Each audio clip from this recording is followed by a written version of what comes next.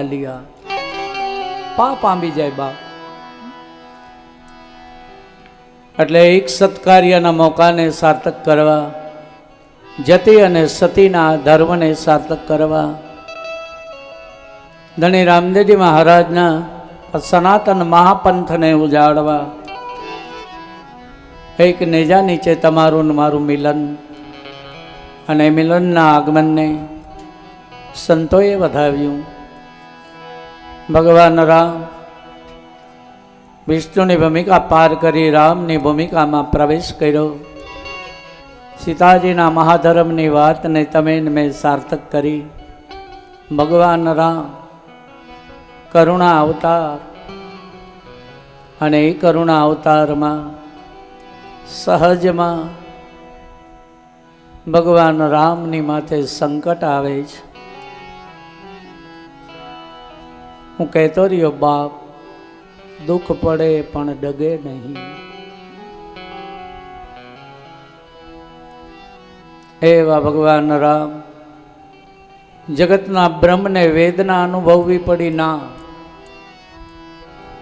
માયાવી જગતને એમ લાગ્યા કરે છે વેદનાનો સામનો, પણ ભગવાન રામ એક અવતાર લીલાના કાર્યમાં તમે હું જાણીએ છીએ 14 વર્ષનો વનવાસ, અને એ 14 વર્ષના વનવાસને આધીન એક કૈકેયીના કટુ વચનથી પણ હું એમ કહું બાપ કૌશલ્યાના રામ જેટલા કૌશલ્યાને વાલા નહોતા એટલા કૈકેયીને વાલા હતા, છતાંય રામને વનવાસ દીધો. શું કારણ? બને જ નહીં. પણ બિના બની રામાયણ સાક્ષી છે. શા માટે વનવાસ આપ્યો? રામાયણ તો તમે મેં ચરિત્ર સાંભળ્યા હોય, પણ ધર્મગ્રંથોના મૂળની કથા સંતોએ તમને મને બહુ સમજાવી છે. ભગવાન રામને વનવાસ આપ્યો એના 2 કારણ.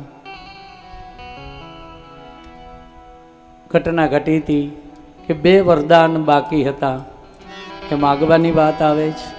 આપ કથા જાણો છો એટલે મારે સંક્ષિપ્તમાં દોડીને પૂરી કરવી છે. પણ 2 વરદાન કયા હતા? 2 વરદાન માંગ્યા રામાયણમાં, પણ એ 2 વરદાન કયા હતા? શા માટે માંગ્યા? ઘટના તો એ ઘટી હતી બાપ.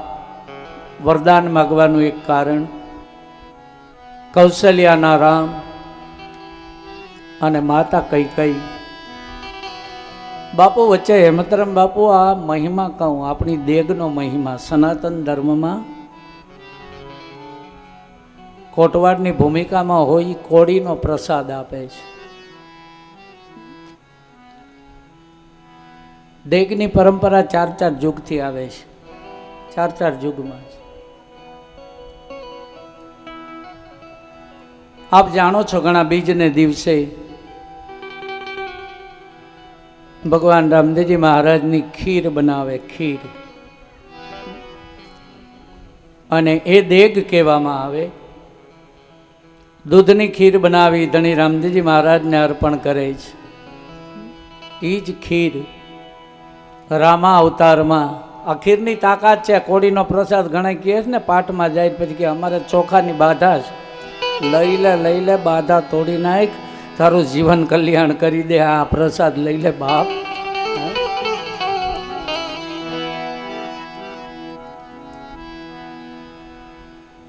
ઘણી એવી વિનાઓ બને. સનાતનના સંતો પાઠ માંડે એટલે કહેતા હોય અમારે તો અમે કોળી નહીં લઈ, અમારે તો ચોખાની બાધા છે.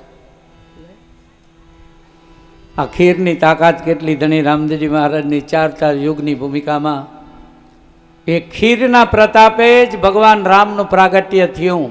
રાજા દશરથજીને જાણો છો રામાયણ બતાવે છે કે 4 રાણીઓને પુત્ર રત્નની વધાઈ માટે થઈ અને એક ખીરનો પ્રસાદ ગુરુ વશિષ્ઠ મહારાજે આપ્યો અને એ ખીરના મહિમામાં ભગવાન રામનું પ્રાગટ્ય, પછી ત્યાંથી એ ખીરનો મહિમા દ્વાપર યુગની માલિકો આવ્યો.